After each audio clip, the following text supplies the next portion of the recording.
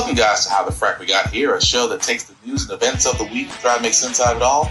I'm your host, the most Will Buchanan, and on this show, we simply are all about the facts. There are plenty of news stations out there that simply want to do anything short but inform you. Here at How the Frack We Got Here, that's all we believe in. We go up to the left, we go up to the right, we go up to the middle of independence, we go up to all sides because there's more than one side of a story to everything. And you need to know it all in order to actually formulate your own opinion. And that's what we try to do here at How the Frack We Got Here. Thanks for listening, and hold on. It's going to be fun. What a great day. Where are you?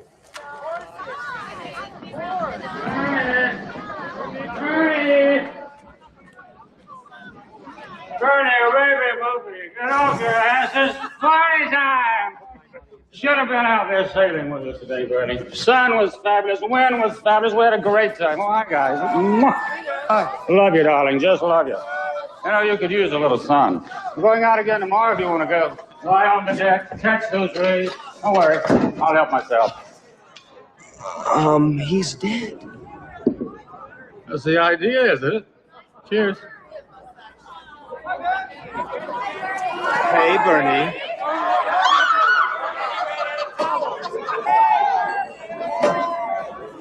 Hi, Bernie. Hey, dude, you need to pump some iron. So, Bernie, what about your Porsche? Have you had a chance to think about my offer? You know, $30,000 is more than decent price for that car. Look, you just think about it, take your time, don't rush into anything. I'll see you later.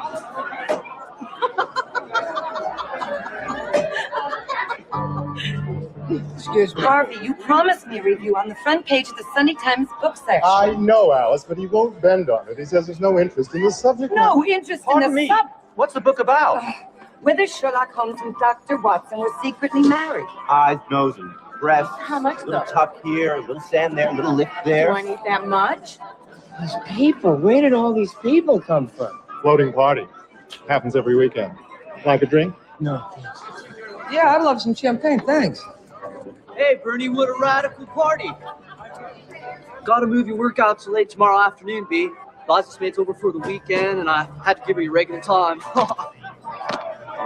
Thanks, Klaus, I got it. See you, bud. Yeah. Feels good, eh, Bern? You're really lit. Never seen you this relaxed before. Keep it up, huh? I gotta go. Duty calls. Hey, babe. I swear, for all of those who don't know that movie, it is so relatable right now. Today's date, July 8th, 2026. This is How the Frack Got Here. I'm your host, the most Will Buchanan. How the Frack Got Here. We do take the events of the week and try to make sense of it all. Before we do get started, guys, let you know that we do pride ourselves on Me On News podcast. We only cite from sources with award-winning journalism. We do not do sensational news like Fox News, The Blaze, The Daily Beast, CBS News, wherever extreme left or extreme right you get your views from. We simply don't do that. We provide you just the facts. At the same time, guys, we do make show things that might be too intense for younger viewers, so viewer discretion is advised. Aside from that, welcome. Now, I'm going to be honest. If you're basically wasn't born, if you were born after the 90s, you're not going to know that movie. But that movie, Weekend at Bernie's, explains so much. Why? Because we now have the 2026 version of Weekend at Mitch's, which is going to be the story we're getting into, which is actually the title of this week's podcast. Let's be honest. If there's a guy right now that everybody wants answers from, because whether or not this man is with us or might be with us in a vegetable type of state, we don't know. But yes, the person that we're talking about is that good old Moscow turtleneck wearing as a skin suit son of a bitch, Moscow Mitch McConnell. About Senator Mitch McConnell's health condition more than 3 weeks after a medical emergency sent him to the hospital. The former Senate Majority Leader has not been seen since then. His team has not said why he was hospitalized or disclosed any details about his condition. NBC News reported last week that paramedics conducted CPR on a person experiencing cardiac arrest at McConnell's home the same day that his office announced he had been hospitalized. NBC News senior national political reporter Sahil Kapoor joins me now. So, Sahil, Have we heard anything from McConnell's staff recently? And what is the plan if he continues to be away from the job? Vicky, we have heard from his office, but they aren't saying much. The latest update from his spokesman came 5 days ago, confirming that Senator McConnell is still in the hospital, saying he appreciates the outpouring of support he's receiving. And, quote, the senator continues to improve and is working closely with his staff on Kentucky and Senate matters while the Senate is out of session. This came 1 day after we reported on that police scanner audio that showed paramedics carried out CPR on someone at McConnell's address facing cardiac arrest while unconscious.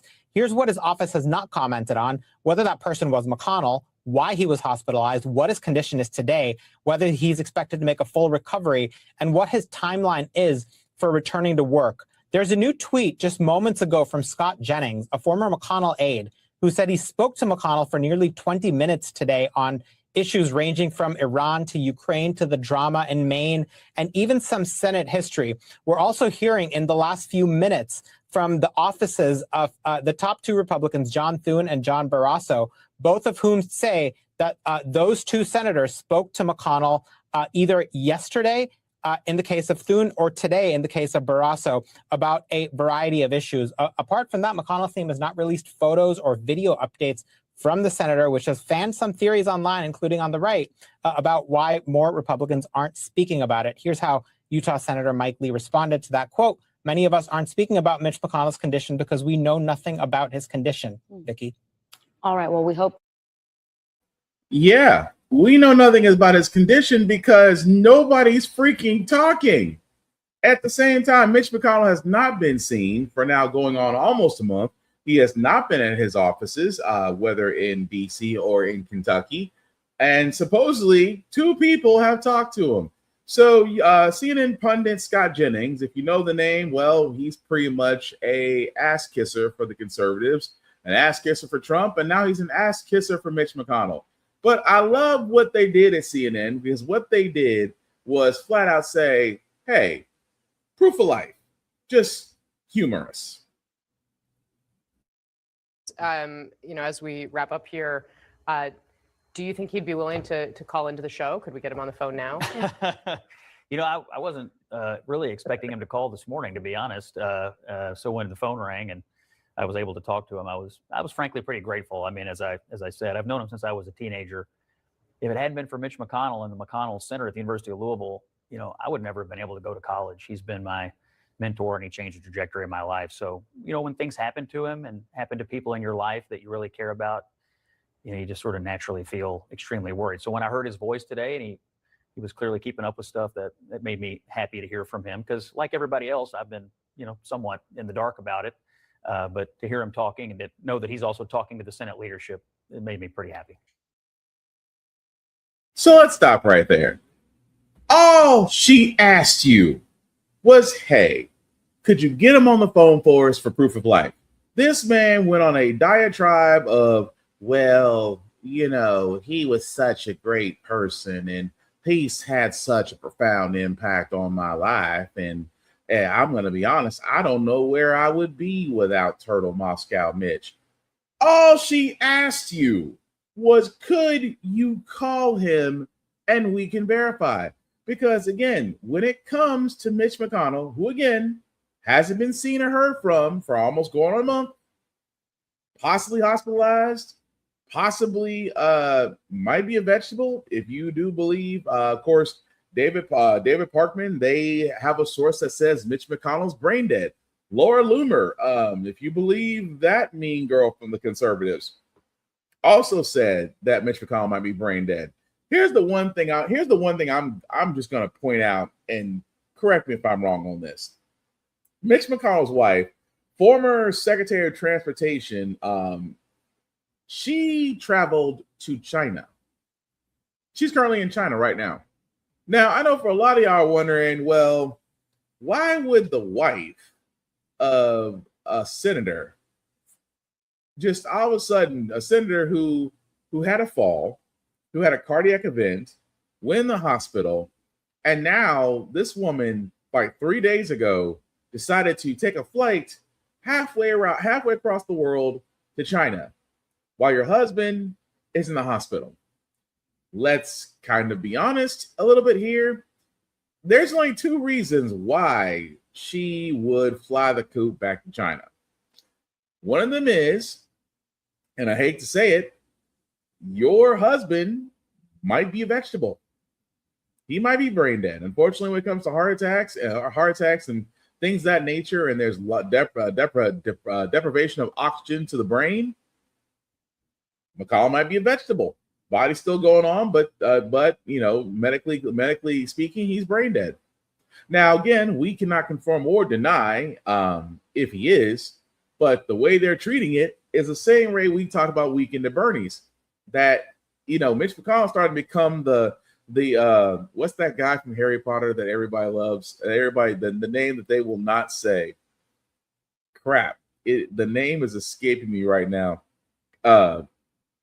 Dang, I cannot think of that guy's name. The boy who lived has come to die.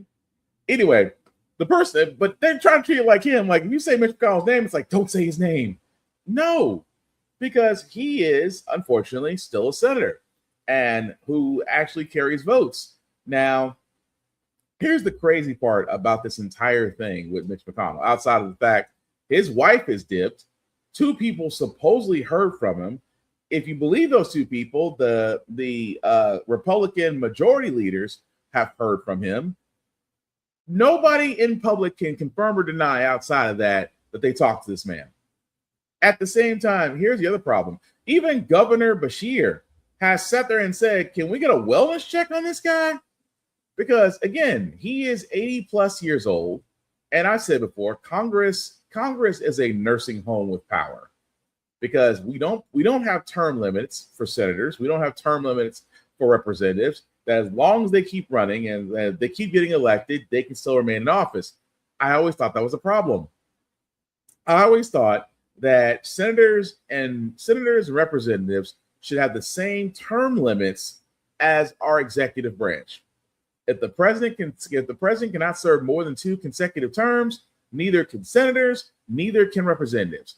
I guarantee if that ever became a thing, if we added that as an amendment to our Constitution, our government would change dramatically. I am just saying. But getting back to Moscow Mitch for a second, because again, like I said, why would your wife fly off to China unless you are just not no longer with us brain-wise? But here's the other thing the Republicans are doing, because keep in mind, if Mitch McConnell is incapacitated or he's basically been removed from our plane of existence, basically he's been moved on from our plane of existence. If he is, Republicans have a problem that in Kentucky, now keep in mind, in Kentucky, the governor doesn't have power as far as appointing a replacement. What usually happens in Kentucky, if a senator is compromised or can no longer run, it opens a special election. Now, here's the thing about that special election. That special election has to happen within the next 3 weeks. Which means that if you're paying attention, by the end of July, if this election hasn't occurred, then by the state's rules, that Mitch McConnell could technically be the senator until the midterms, which is in November. Kind of messed up for a vegetable. If he is a vegetable, he might be, he might not. But in the event that he is, and in the event he gets through July and there is no special election, then on ballot, he can remain on as senator until the midterms, which is something Republicans would love to have, because that means that's a vote that cannot be used against them. Now, you remember Thomas Massey? Thomas Massey was a Republican that stood up to Trump. He was one of the guys that, was very staunch about releasing the Epstein files, was very staunch about, Trump owning up to his word. And because he turned against the golden calf, they decided to out him in the primary, spent a whole bunch of money to get him out of the primary. But with that being said, if a special election was called within the next 3 weeks, Thomas Massey could run again. He could run again under a special election. And let's be honest, he's still a very popular conservative person. I mean, he's conservative, but at least he was a conservative that didn't mind standing up to his own party. That's the thing about it. And this is why Democrats are saying Republicans are holding the ball. Because if McConnell is not well, then at the same time, they're basically hiding it. I mean, like I said before, he hasn't been seen in his office for almost a month. He supposedly spoke to people over the phone, but no public appearances whatsoever. I am just saying, like I said before, he may or may not be a vegetable, although we all know he's getting hospital care. But I'm just saying, if your wife jetted off to China, you are either you're alive, but the lights are on, but nobody's home, or you're pretty much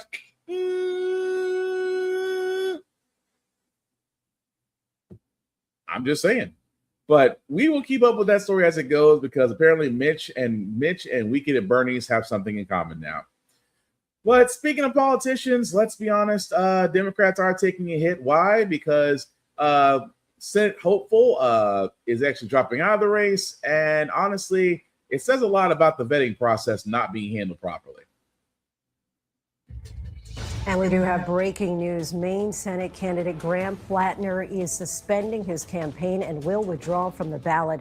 In a statement, he said what comes next needs to come from the people of Maine. We believe that for the movement to continue, it can't be me. For that reason, we are suspending campaign operations.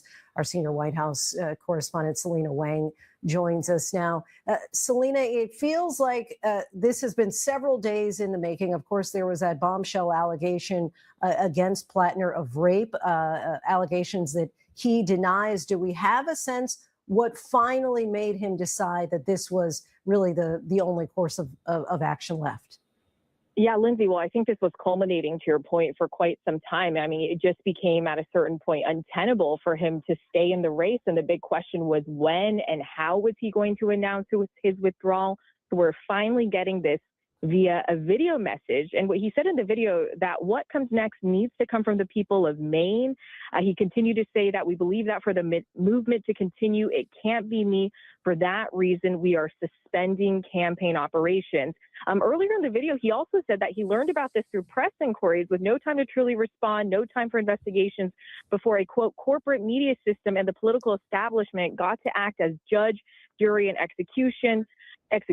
Accusations are supposed to be the beginning of things, not the end. So clearly he is still defiant. He is, of course, denying all of these allegations, but it wasn't just one or two bad articles. It was a string of them over the course of several weeks, Lindsay. And we know that there had been a lot of controversy really swirling around him, even in the weeks prior to this most recent allegation. What do you think it was in this moment that made him decide that he really had to drop out of the race? Yeah, well, I mean, first of all, he had so many endorsers, key members of Congress, who all came out and said he needs to leave. The first articles that we saw, there were allegations of toxic behavior, extramarital relations with women. But then the latest allegations were more serious, of sexual assault allegations.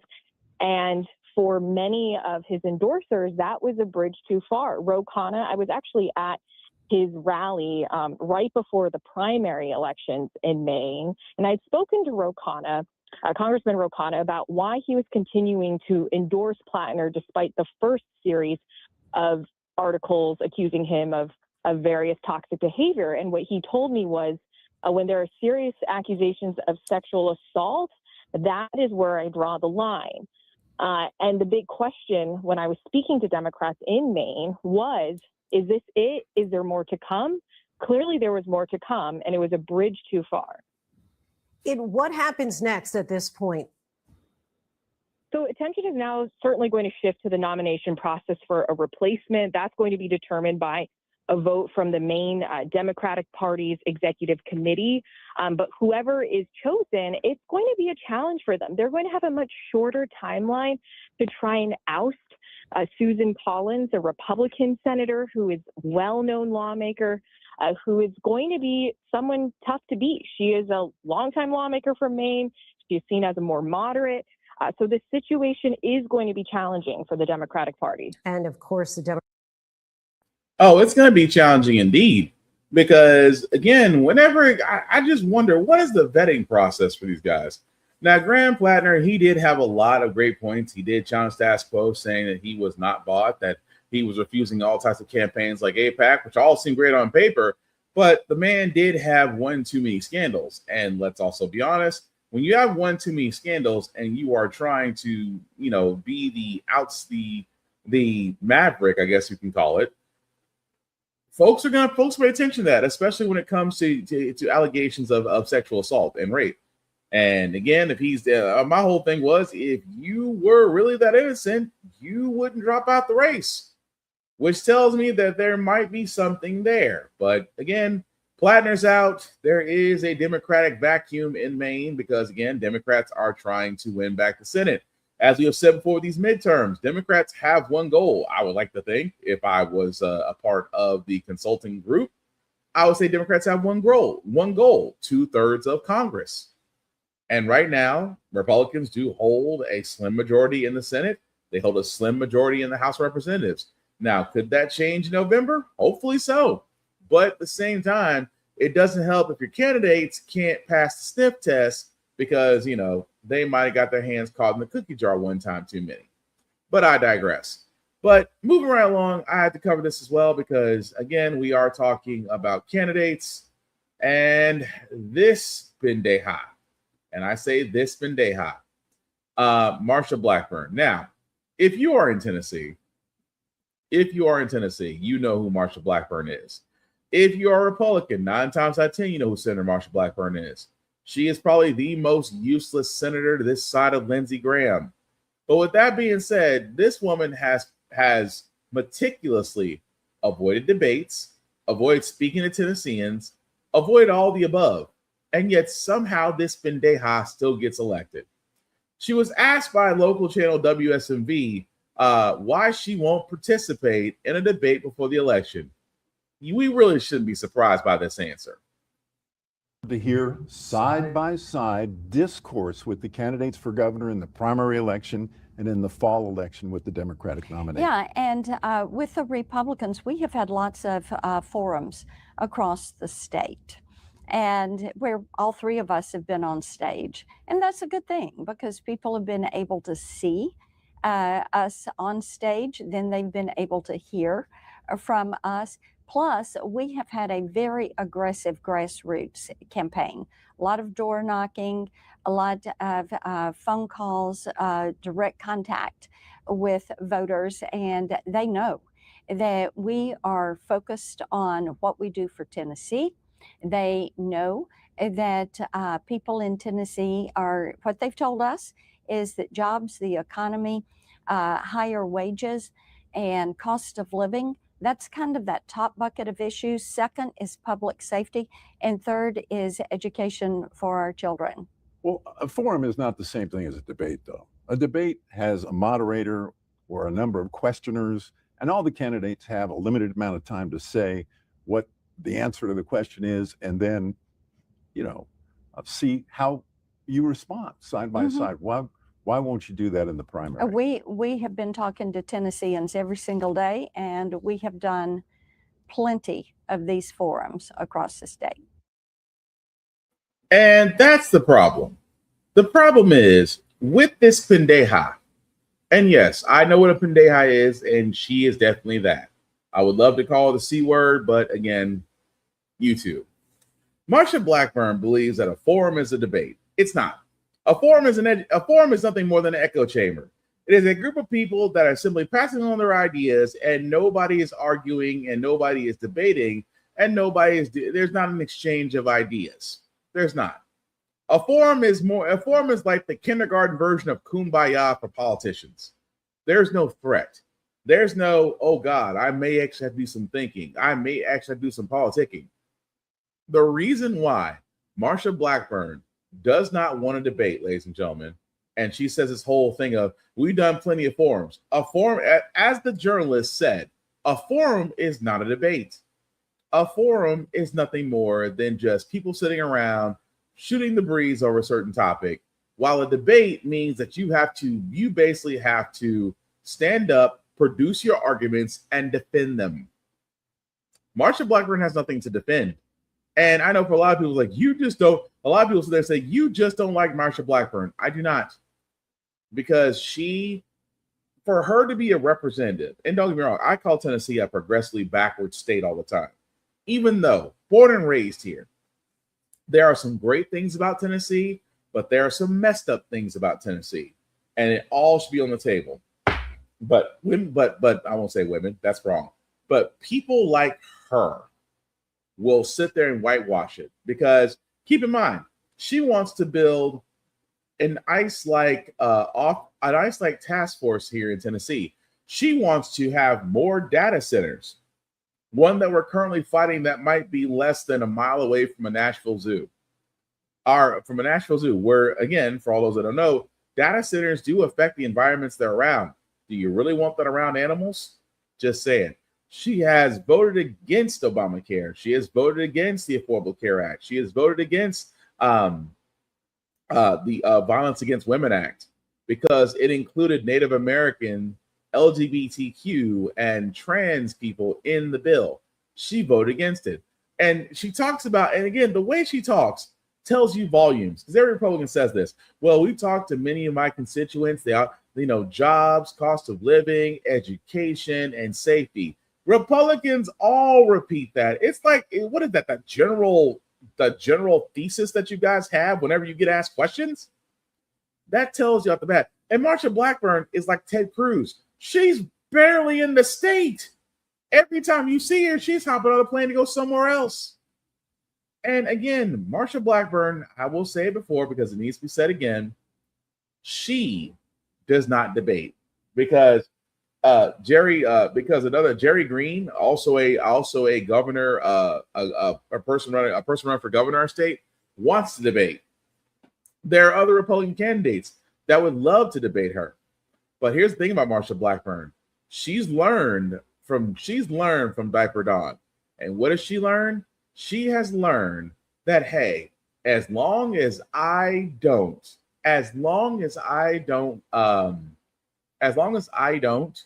debate, no one's going to hold that against me. Because again, here's the thing the Republicans have figured out. They'll lose debates. They'll lose debates, but they'll win amongst idiots if they play their cards right.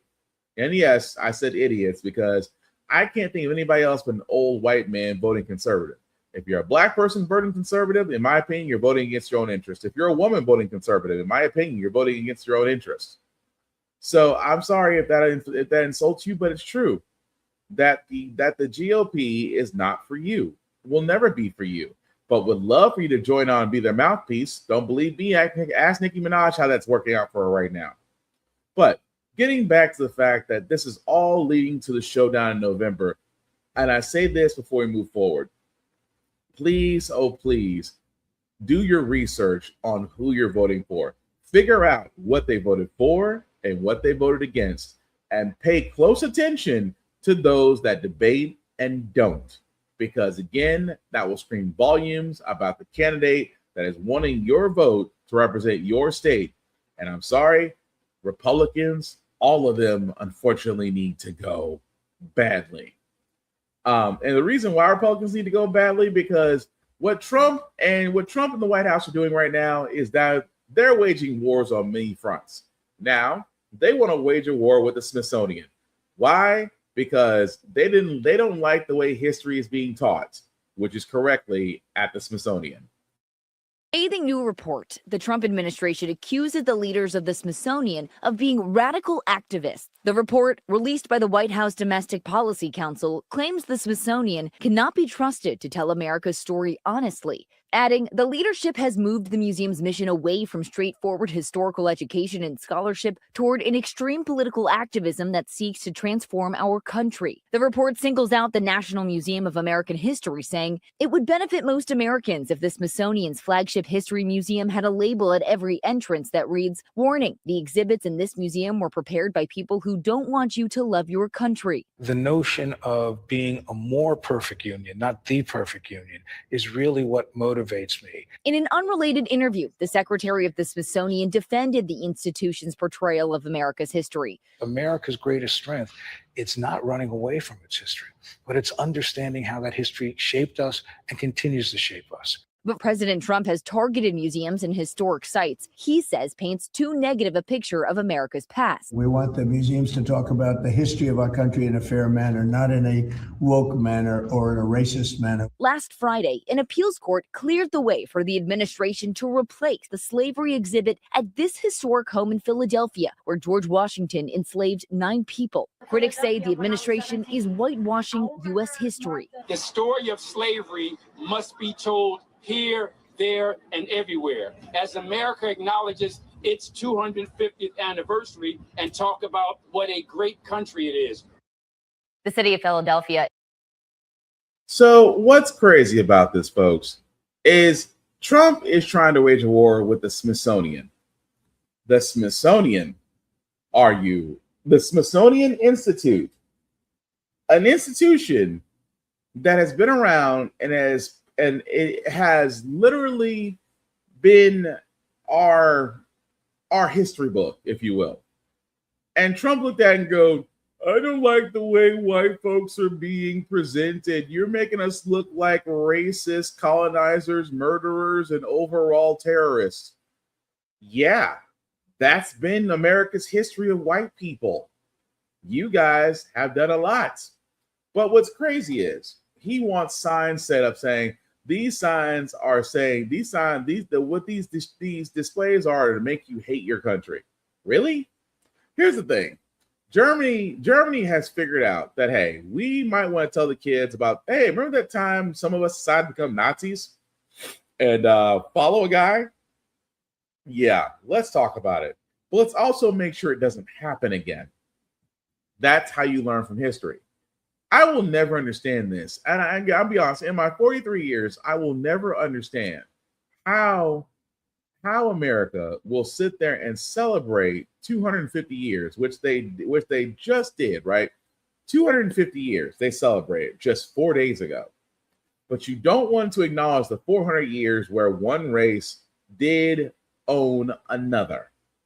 400 years of slavery, followed by another 400 years, or at least, let's be honest, another 1,400 years that's saying we still haven't progressed where we should have. But what kills me out of all this is the fact of the matter is that Trump really does believe that history is being taught as woke manner. This is the reason why he wanted to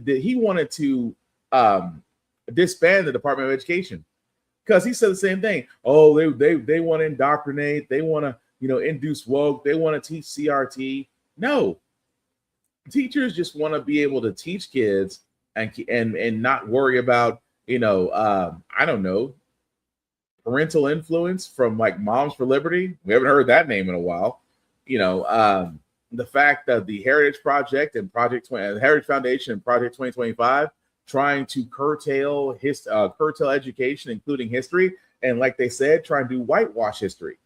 Because it's amazing that what kills me is, why doesn't America never want to talk about its historic issues with slavery, internment camps, Trail of Tears, purchasing eminent domain, moving people who've owned the land for years and moving them out in the name of progress? Why is it that some Americans feel so uncomfortable? Because it's almost like you don't want to admit that there is a monster under the bed and it wears red, white, and blue, just like you. But again, it's Trump. We should not be surprised that he's going after everything that he cannot control or maintain. But if we haven't figured out by now, everything he touches turns to shit, literally. But moving right along, guys, we do have another strike. We do have another strike in the works. And again, as I've said about strikes, What does it always come down to? Paying people a livable wage. Now to breaking news. More than 4,000 nurses and home care clinicians walking off the job in Boston. Larry, you have the latest on this. Good morning. Yeah, good morning to you, Michael. So this might be the biggest nurse. Now to a massive nurse strike looming in a major American city. Thousands of nurses and home care clinicians expected to walk off the job tomorrow in Boston. Ariana and Allie is tracking the latest. This could be serious, Rihanna. Good Yes, good morning to you both. Yes, this could be the largest strike of its kind in Massachusetts history. So on Wednesday morning, 4,000 registered nurses at Brigham and Women's Hospital and about 450 home care clinicians could start 2 separate strikes. The nurses are asking for higher raises to offset cost of living, more affordable health insurance choices, and for the hospital to hire more permanent staff instead of temporary travel nurses. The Union for the Nurses blames Brigham and Women's Hospital for failing to come to an agreement in the nearly 24 bargaining table discussions. Now, Brigham and Women's Hospital says the nurses are already among the highest compensated in the market, and they currently receive annual 5% wage increases, and that the hospital's proposal ensures every nurse receives increases while also preserving competitive health benefits, retirement support, paid time off, shift differential payments, and professional development opportunities. Now, the hospital says it does take seriously the union's decision to strike. They are fully prepared to continue providing high-quality patient care throughout a work stoppage. Politicians are urging the groups to return to the table, saying a strike and a lockout of this scale would cause serious disruption. And again, they have been to the table more than 24 times. So. And yet, how many times have we sat there and said, these folks, these companies ran by corporations will always play Russian roulette. And I'm sorry, with the fact that we have a shortage of nurses, with the fact that some hospitals are not staffed well enough with nurses to run to where patient care is affected. And in Boston, of all places, do you really want to test that with that union of nurses? See, this is the thing I'm getting at, folks. Healthcare is a for-profit system. That's always been the problem. I will always say that. But you can have all the doctors you want. I will say this off the bat because I know it's for a fact. You can't run a hospital without nurses. You can maybe lose 1 or 2 doctors. The hospital's fine. You lose a bunch of nurses at a hospital. Watch how fast that hospital scrambles to try to find staffing. And no disrespect to travel nurses, no disrespect, because those travel nurses do go into places. I mean, they get paid. They depending on what they do. I understand some of them get very, very well compensated. I understand that. No disrespect, no shade, respect.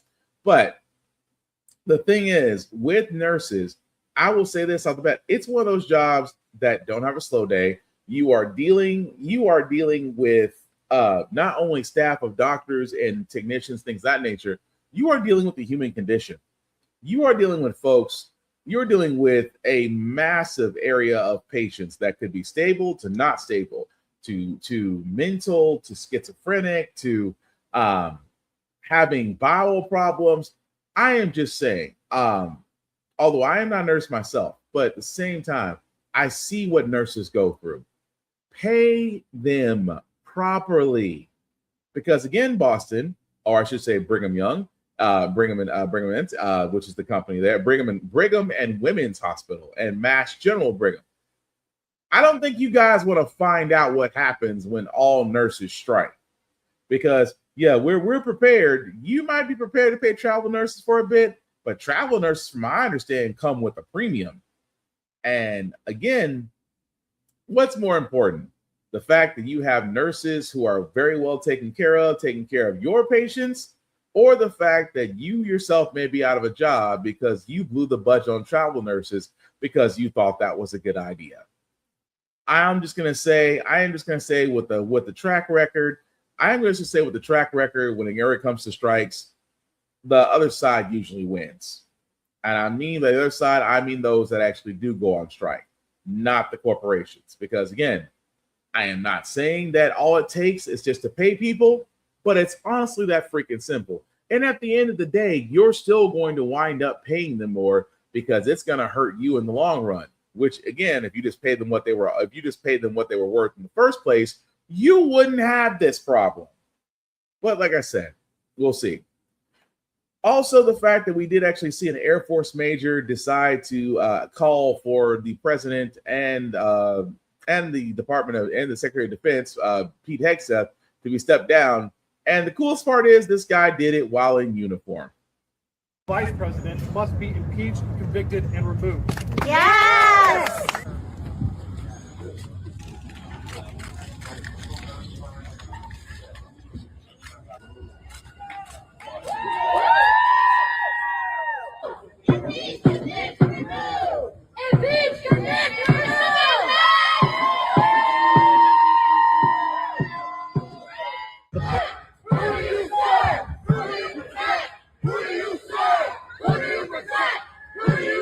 The president and vice. Now, the man that you see there, his name is Major Jason Watson. Of course, he is an Air Force major, as you can see there, as it says right there. Did speak at Capitol Hill and, of course, was arrested afterwards. Now, I'm not saying this is the beginning of a trend because, let's be honest, a lot of people, especially in the armed forces, believe that Pete Hegseth shouldn't be Secretary of Defense. I'm one of them because, again, the man hasn't seen war. He has commanded. At the same time, his claim to fame is being enlisted in the National Guard. No shade to the National Guard.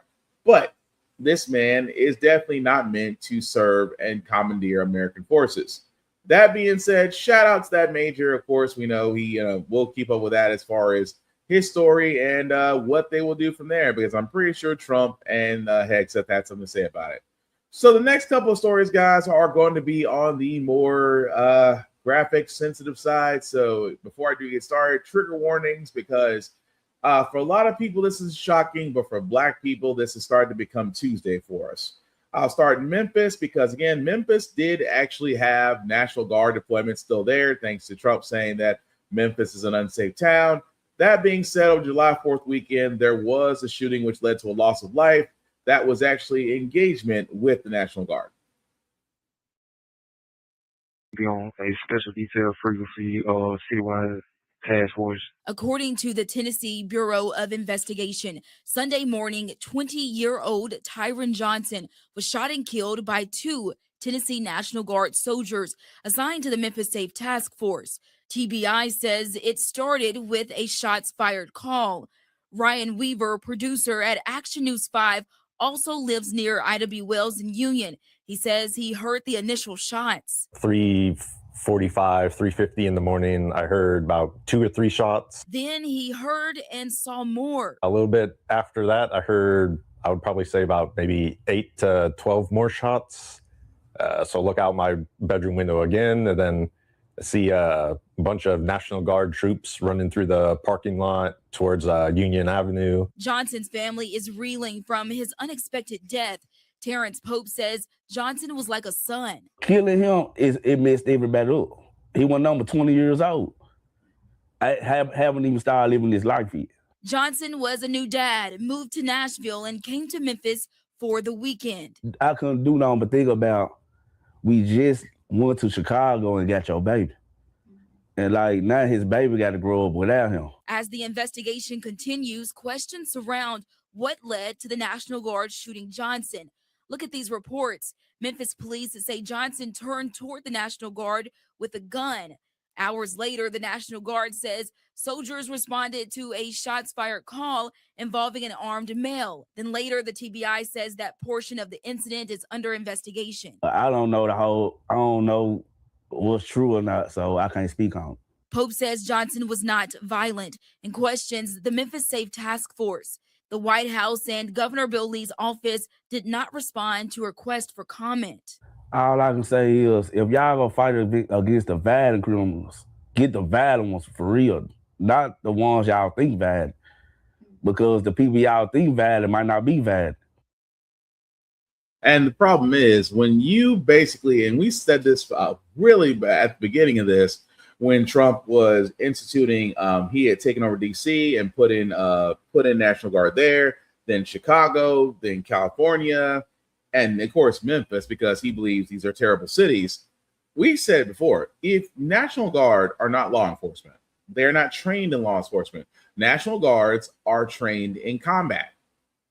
And the fact that, thanks to never sober Pete Hegseth, he allowed the National Guard to be armed. So I'm not saying, again, the story is developing and we're trying to figure out why the National Guard did shoot to terminate.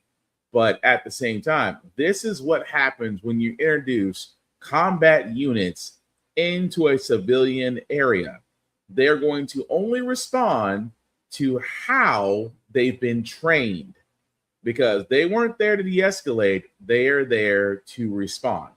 So again, we'll follow that story as it comes along, guys. But again, this is, I mean, I hate to say it, and again, Trump's work. I mean, that young man's death is on Trump's hands, pretty much. But going to Florida for a little while, because a black woman defended herself, and it is amazing that stand your ground is not being said about this. More breaking news now.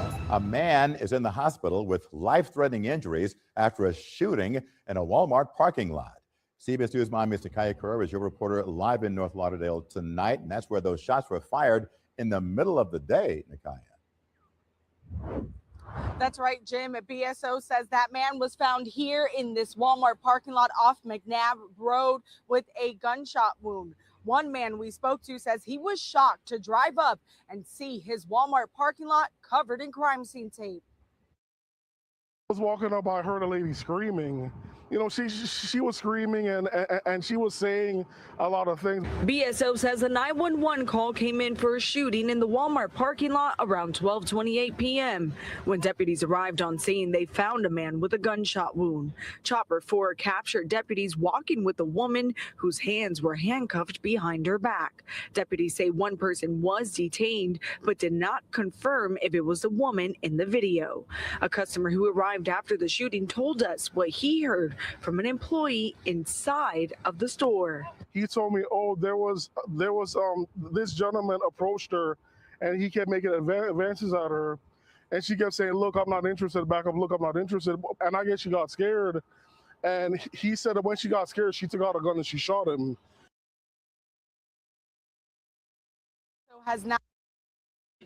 And for the most part, that's what's been going on. Again, developing story. And there have been multiple videos about it. And how I know there's multiple videos about it, I'm just going to show this so you guys know what I'm talking about. So again, they're showing multiple videos about what has happened. That's the woman right there. Of course, the man's approaching her, and as you can see, the shot. Now, from a lot of people, and again, this is from witnesses' statements, that the woman said repeatedly, you know, back up, back up, back up. She showed her firearm, and as you can see, she shot. Now, I will say this because, again, this is in Florida, Broward County, I believe. So, of course, in Florida, the stand your ground laws are in effect there. So I will say this because in this day and age, I don't blame black people for arming up, because you don't know who in the blue is coming towards you. I know for a lot of people, they're going to sit there and say, oh, but did she really have to shoot? As a black woman in a predominantly racist state, yeah. I mean, if she gave, and I'm going to be honest, if she gave enough warnings, because again, I can still carry. I can still carry. I hope I never have to use it, but I do give warnings too. But I also don't put myself in situations where I feel like because I do have a firearm that I can impose my will on people. That's not how it works. So again, with the woman there, it sounded like she was giving warnings. The guy didn't care and kept moving forward. She pulled out a gun and she asserted herself. Now, of course, with the stand your ground law in Florida, we've seen how it works because it apparently worked for George Zimmerman. So we'll see how it works for this woman as that story develops. But a lot of people are sitting there saying, it's amazing. All the lawyers came out and said, all the lawyers on social media, that's not self-defense. If a person is coming to you, you give them plenty of warning and you feel like your life is threatened, that sounds like self-defense to me. But like I said, it's a developing story. We'll definitely catch that as it comes along. That being said, this one's going to hurt my heart a little bit just because Nolan Wells, if you've never heard this story, this is going to be the first year of it. It is a trigger warning for parents and black people alike. So you have been warned, but we do need to tell this man's story. Mississippi have located a body they believe likely belongs to a teen missing since the 4th of July. 18-year-old Nolan Wells was last seen on Horn Island Saturday. The barrier island is a popular vacation spot. The local sheriff's office says Wells was there with friends for the holiday when he was reported missing. ABC's Alex Perez is following this case for us. And Alex, great to see you. What's the latest with this? Yeah, Stephanie, officials unfortunately say it appears we're dealing with a tragic ending in this case after beloved 18-year-old Nolan Wells disappeared July 4th after going on a boating trip with friends. Now, sadly, officials say a body matching the description of the 18-year-old was recovered about 8:45 this morning just off the shore of Horn Island, a popular holiday destination about 10 miles off the Mississippi Gulf Coast. Now, the teen and friends reportedly took a boat trip to the Barrier Island for the 4th of July holiday. He was last seen on Saturday at about 3 p.m. After he vanished, his family and friends making an emotional plea for help, flooding social media with pictures of the outing showing Wells and a group of friends on a boat. The 18-year-old seen holding what appears to be a hard or alcohol seltzer in his hand. The Jackson County Sheriff's Department, the Cajun Navy, and many volunteers spending much of the weekend searching for Wells. It remains unclear what exactly happened to him. Authorities say they are still working to figure out what exactly went wrong here as his community now grieves. Stephanie? This is so tragic or hard. Yeah, it is tragic. It is tragic. It is heartbreaking that an 18-year-old was found and is no longer with us. But here's the thing that bothers me. The thing that bothers me, guys, is that for a lot of news publications that are out there, this picture, that picture is not being shown. That bothers me. And I say why that bothers me, guys, is because that is the picture of him with his friends. And I'm not going to apologize what I'm about to say next, because he is the only black kid among white friends on a boat, more than likely drinking. You're telling me, and we've seen this before, and I'll show the next video of what I mean, but this young man was with 3 of his so-called friends, went out on a boat, and 3 friends came back without him, and that's not weird. Like, why isn't that? And again, why aren't these other guys being questioned? Why are these other guys being brought up? Because again, 3. I mean, and I'm not trying to be racist or prejudiced. This is more self-preservation. Why? Because as a black person, and as a father,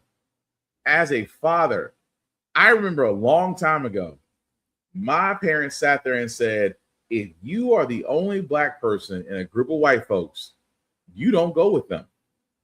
Now, as a kid, that messed with me a little bit. Why can't go with my friends? I can't go here, I can't go there. I'm the only black person. My parents sat there and looked at me and said, hell no, you can't go. No way, no how, you can't go. And as a kid, kids don't understand, because kids just want to go hang out with their friends. As a kid, I didn't understand. But now as a grown man with kids of my own, I freaking get it, because it's a safety issue. Because I've said it before, and I've said it, and I've witnessed it. It's almost as if you're at an office party with white people and you're the only black person. And I've said this before too. If you're at an office party and there's alcohol and white people are drinking, you better stay freaking sober. You better have your own way home. You better have a way of getting out if you need to, because self-preservation. Because this happened in Mississippi. Mississippi is a graveyard of black people and stories. This young man lost his life. 3 of his white friends came back home. Some of his white friends have parents who are judges and in law enforcement. Those same 3 white kids, their socials are now deactivated. Those very same 3 white kids are all back home with their families. The one black kid that went with them came up missing, and now all these questions. Self-preservation. Because if you're like me, and I say this all the time, if you're like me, you got told two things as you're growing up. Don't go nowhere where you're the only black person in the group. And if a bunch of you who are black people, you've all heard this before. A group of black people have always heard this before. You leave together, you go together, you leave together. Nobody gets left behind. That is not just something that parents do say. That is safety. There is safety in numbers, because when I tell you the truth, for the simple fact of the matter, it's one of those things where as parents, again, I'm a parent now, but again, as I got older, I understood. I got understood that, yeah, it might seem fun to go out. And then people are going to say, well, that sounds incredibly prejudiced and racist. I said, no, it's self-preservation. Because you cannot, they might seem all fun. They might seem all this. But if you're the only one in a group of them, if your sense of awareness is not heightened, you could be a victim. And again, I'm not saying that these three friends may or may not allegedly may know, but I'm just saying for these three white boys to be lawyered up and to not be speaking and their socials are turned off, that looks mighty freaking suspect. That's all I'm saying. But the reason why that story reminds me of something, because it reminds me of a black woman that did a sleepover with her white friends, and by next morning, she was no longer with us. Forsyth County house party is drawing a lot of interest here and across the country. Many, including her friends, are not convinced this was an accident. Jose Barrera is a witness who used his position with the county to get the police report. He was fired for doing that. The report shows that he told detectives the woman fell to her death. Channel 2's Mike Pachenik reports from Forsyth County. He also got the report and exclusive video from the party. Happy birthday to you. A source gave us this video of an adult slumber party last November in Forsyth County. One of the attendees was mother of 5, Tamala Hosford. Another video shows her talking to what appears to be a very drunk partygoer. The next morning, have y'all checked to see if she's breathing? A 911 call about a disturbing discovery. She's not moving one bit. She's not breathing. The man making that call was the homeowner's boyfriend, Jose Barrera, seen in this video at the party. We first told you last week about how Forsyth County fired Barrera after they say he misused his position as a probation officer to access incident reports about Hosford's death during an active investigation. Here's what he told dispatchers. I'm noticing a small right cut on her right rib. She's not bleeding whatsoever. I don't know if this cut truly was self-inflicted. Even though a death certificate someone provided to us claims her death was accidental and after a fall from a balcony that caused multiple blunt force trauma, do you believe somebody murdered her? I do believe that her life was taken from her, yes. Best friend Michelle Graves says a family-hired medical examiner found extensive injuries all over her body. But it's impossible to get the injuries that she had from one fall. According to a copy of the incident report we got a hold of, witnesses told detectives all of the females in the house were drinking heavily. That Tamala arrived with a bottle of tequila and that she was very social and kept engaging in conversation when everyone else was trying to go to sleep. I'm just trying to find out what happened to my friend. Channel 2's Mike. I'm just saying, and that story of that person was almost 7 years ago.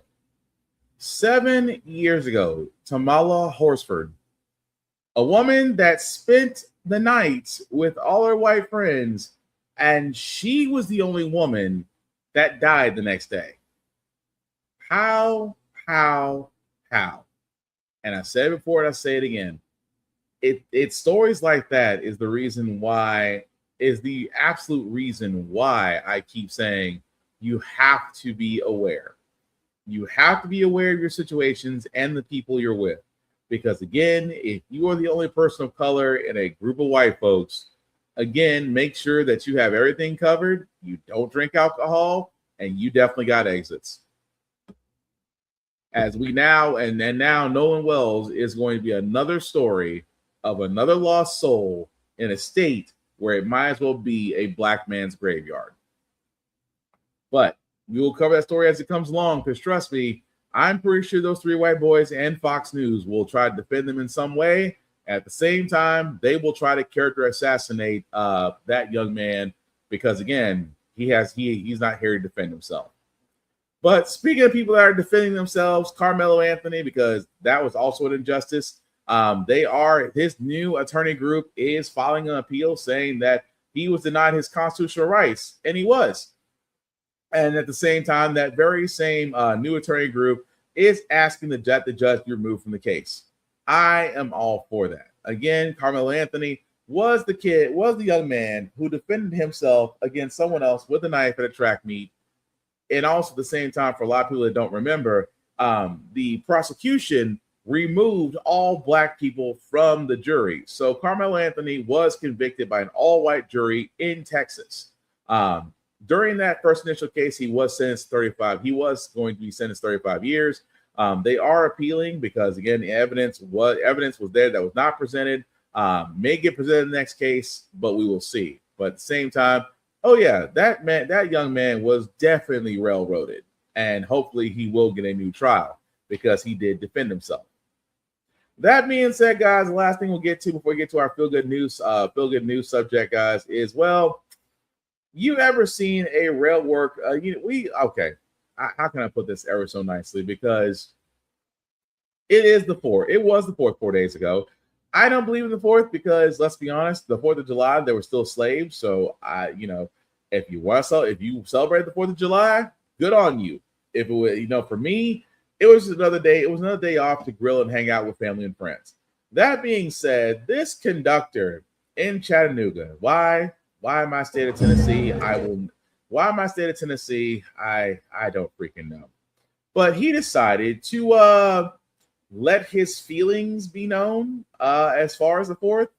But I'll let him tell it. To the very, very few Americans in here, happy Independence Day. To the rest of you, welcome to the greatest country on the face of the planet. And if you disagree, you can leave.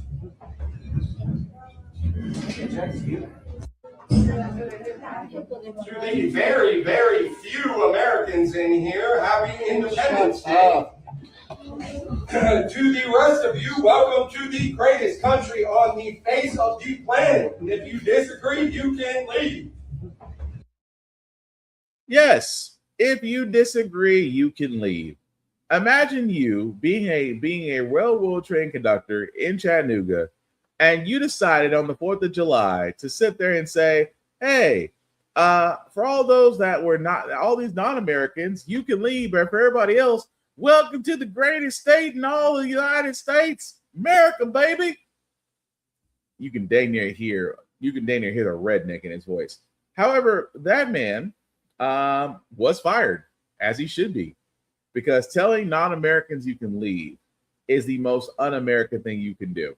It is crazy where this man decided to sit there and say to the very, very few Americans in here, happy America, happy Independence Day. To the rest of you, welcome to the greatest country on the face of the planet. And if you disagree, you can leave. It is amazing to me that someone like that can sit there and say something. And like I said before, social media, unfortunately, has allowed a lot of people to be emboldened. I will say that. It has allowed a lot of people to be emboldened. But America is a nation of immigrants. The only people that have been here that don't need to go anywhere are Native Americans. Outside of that, everybody else, you either came willingly or unwillingly, depending on your ancestors. But the fact of the matter is, this guy felt so inclined to sit there and treat America like, hey, love it or leave it or get the F out, not realizing that America was built off immigrants. That it was people of color that had the greatest inventions. It was immigrants that built roadways and actually helped with construction in other areas. It's immigrants that literally helped keep the farmers' fields alive, as well as the service industry alive, as well as other various things. Doing the jobs you don't want to do, taking care of things that you don't want to take care of, and getting paid menial wages at that.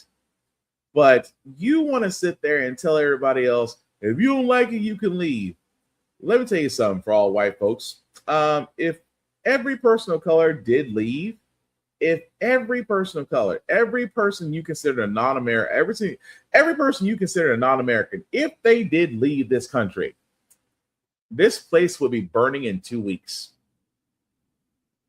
You don't want that.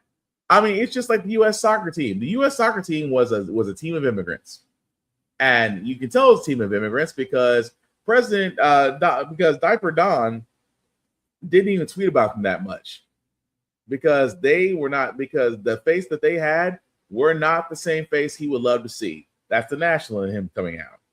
But I'm not surprised. I don't feel bad about the guy losing his job. I don't feel bad for the fact that he just made a lot of people who are just visiting the state uncomfortable. At the same time, if you feel that strongly, there's some nationalism places you can go to. I'm sure JD Vance would love to have you if he's not already having a couch.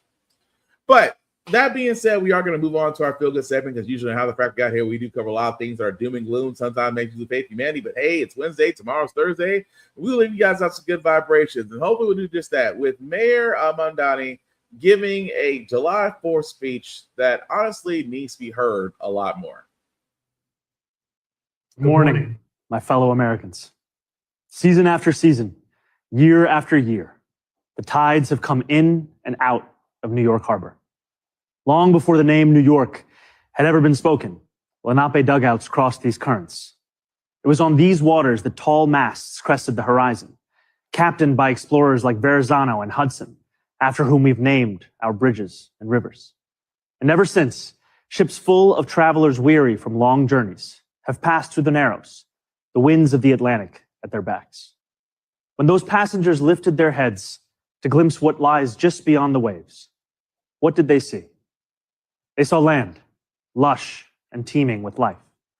They saw men waiting at the docks to take them into bondage. They saw tenements rife with squalor. They saw industry rumbling with activity, steam and smoke rising, a city on the move. They saw a towering monument to freedom, her torch glowing worldwide welcome. They saw New York City. They saw America. Tomorrow, our nation marks 250 years since we declared our independence. 250 years of a grand experiment in self-governance, an experiment so audacious that some in 1776 doubted it would last more than a few years, let alone a quarter of a millennium. From Lexington to Los Angeles, Selma to Seneca Falls, Morrisania to Midwood, Americans will come together for a day, just as we do each year. Families will gather around the grill. Fireworks will fill the night sky. This will be no ordinary day of celebration. 250 years presents a rare opportunity for more than 340 million people to turn together, both towards one another and towards ourselves, to take measure of who we are as a nation. When we look at America, what do we see? Here at City Hall, as I sit behind George Washington's desk, alongside new Americans who came to this country, I cannot see all of America. But like so many who came before, I can see New York City. The city I see today looks very different than the one that greeted George Washington. In July of 1776, our city simmered under the yoke of oppression. The British had imposed a colonial rule so repressive that 250 years ago, 80 miles south, a small group of newspaper editors, farmers, and soldiers signed their names on a document declaring truths that feel self-evident now, but were revolutionary then, establishing the ideals our nation still strives to fulfill. The British did not take it well. War broke out, and that August, as the largest battle of the Revolutionary War unfolded in Brooklyn, batteries on Governor's Island took aim at British ships anchored just offshore. We were outgunned, we were outmanned, and we were soundly defeated. After only a few months, it appeared our fledgling attempt at democracy was on the precipice of collapse. But that night, with the moon overhead, thousands of our soldiers silently climbed into ferries and flat-bottom boats and escaped to Manhattan. The Continental Army survived to fight another day. Independence may have been declared in Philadelphia, but it was rescued in New York City. George Washington was the last to leave Brooklyn. As he waited at the river's edge, the sun beginning its rise, he would have looked out over New York City's waters and seen what so many have seen in the 250 years since, an opportunity to begin anew. Those opportunities, like everything in New York City, are not given. They are won. In 1838, 11 years after New York outlawed slavery, a recently emancipated black man by the name of James Weeks sought to begin anew as well, and to help hundreds of others do the same. He bought property in Brooklyn, won himself the right to vote, and sold lots to others newly freed. When they landed in New York Harbor, they knew they had something waiting for them that they had never had before, a home. Weeksville still stands today, a living, breathing testament to what we know America to be, a place each of us has the power to make.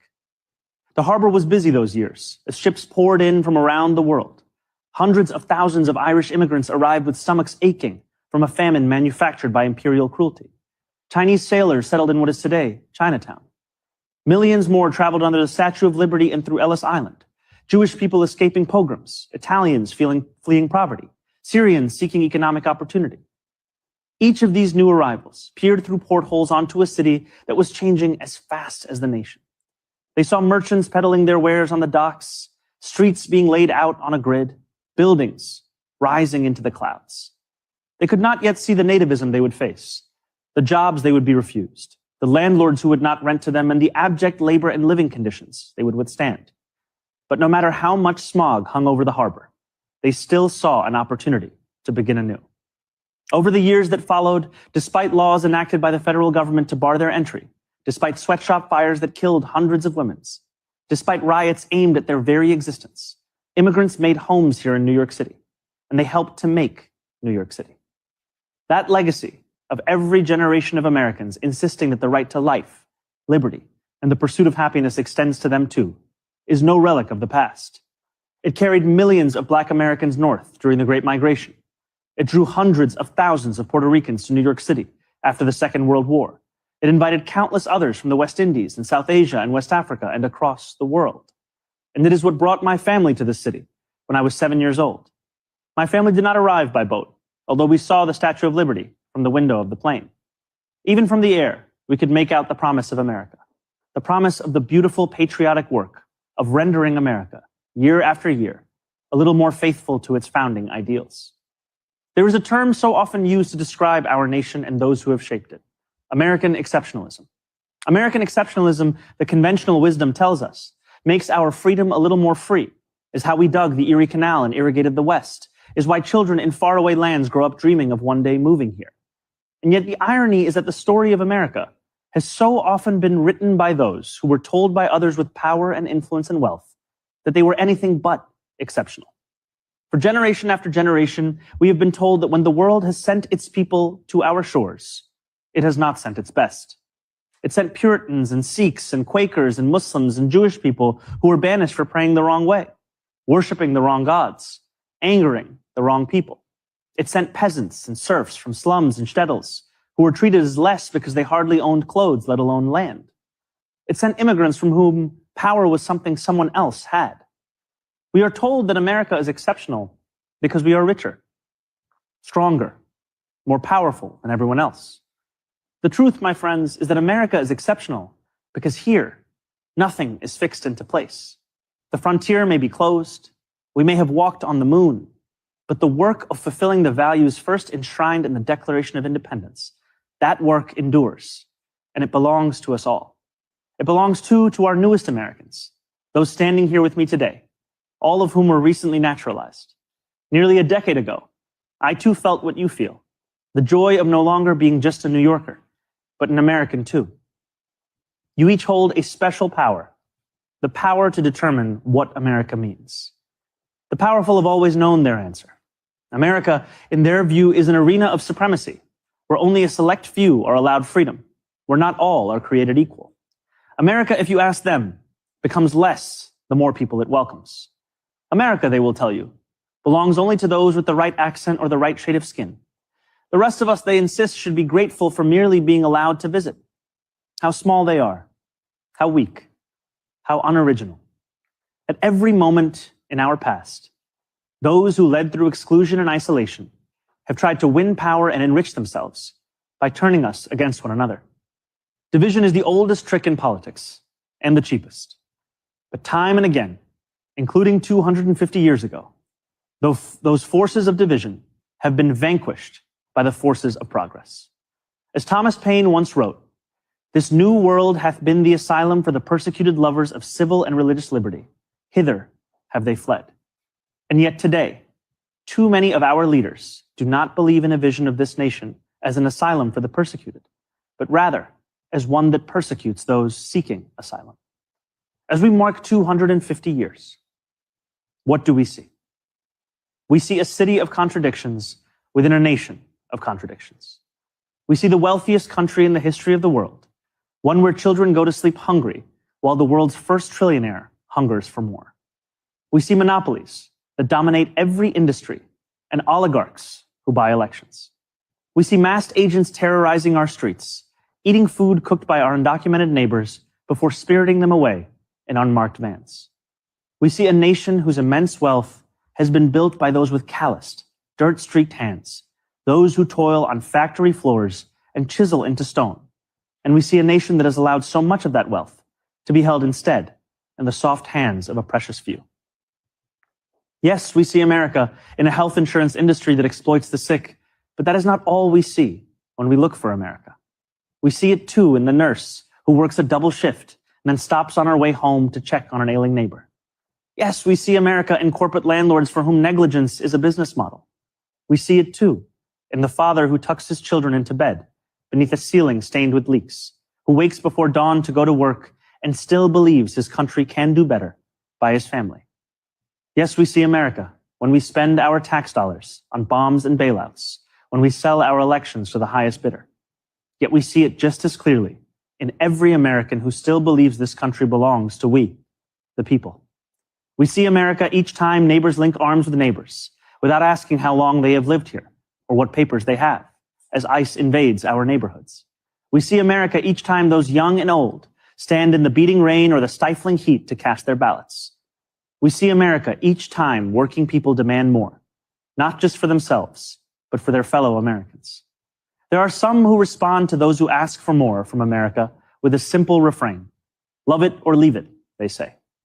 But patriotism has never been about pretending our nation is without flaws. Patriotism is every act of righteous dissent. It is every march led under the heavy sun. It is every protest held a decade before its time. It is precisely because we love this nation that we will not leave it. After all, who loves America more than those who have sacrificed so much to make it free? Today, I think not only of the 4th of July, I think too of the 9th of July. 5 days after the Declaration of Independence was signed, it arrived here in our New York City. Redcoats had disembarked on Staten Island. More than 100 British ships loomed just offshore. Across this city, the Continental Army prepared for an invasion.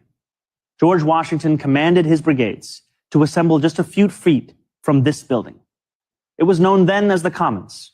Today, we call it City Hall Park. There, within range of British guns, Washington ordered his generals to read the Declaration aloud. And with the world's mightiest empire poised to attack, Washington told the people of New York City what we will celebrate tomorrow, that we had declared our independence, that freedom was within reach. That evening, danger loomed. Conflict was not a question, but a certainty. And yet when those early New Yorkers marched toward the statue of King George III that stood in the Bowling Green, a statue they would melt down into bullets for their young army, they walked in unison, grounded not in the pursuit of plunder, but in ideals that for the first time had a name: America. Those ideals upon which our nation was built, they are strong enough to endure any authoritarian regime, but only if we reach for them. Ours is a nation working each day towards the perfection in which it was conceived, a nation striving each day to better itself. Therein lies the work of America, the striving, the bettering, the reaching towards perfection. What a privilege each of us has to live in a nation that every one of its inhabitants can shape. What a responsibility each of us possesses to prove ourselves worthy of all those who came before.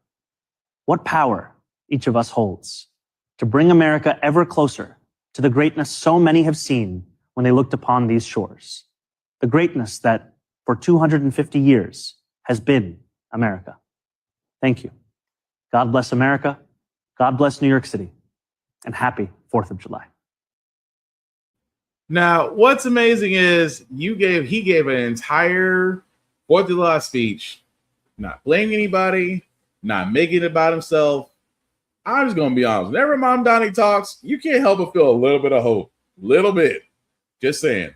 But that's going to do this podcast, guys. Thank you all for liking, for watching, for letting people know this is live. I certainly appreciate that.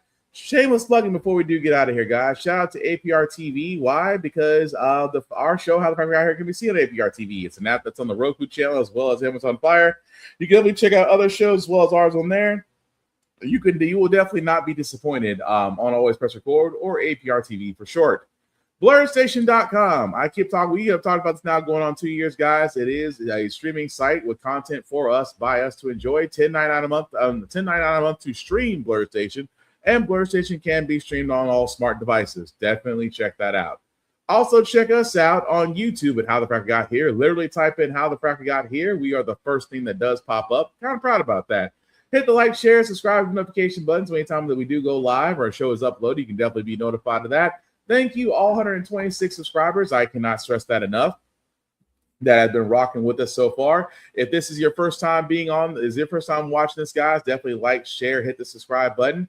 And like I said, we just keep moving it forward because the mission is to inform and to educate, and we are definitely going to keep doing that.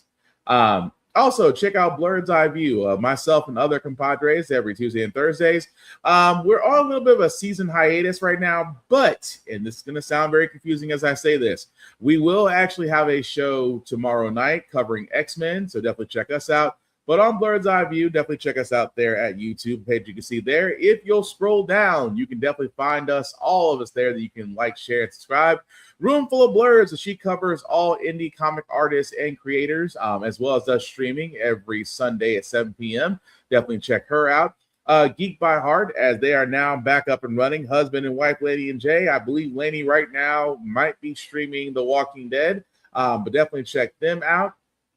Also, Tafara TV Gaming, Tafara TV's second gaming channel. He does modern retro games. He does so from an exercise bike. He is definitely the originator of that. My other video game podcast, the Give It Podcast, every Friday, 30-ish. Definitely check that out as well. Of course, How the Frack Got Here, you're currently watching right now.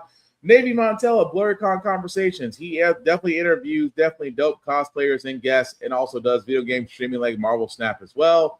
Shokwo, our looter shooter that definitely keeps up on animes, mangas, and video games like Overwatch and Lorcana.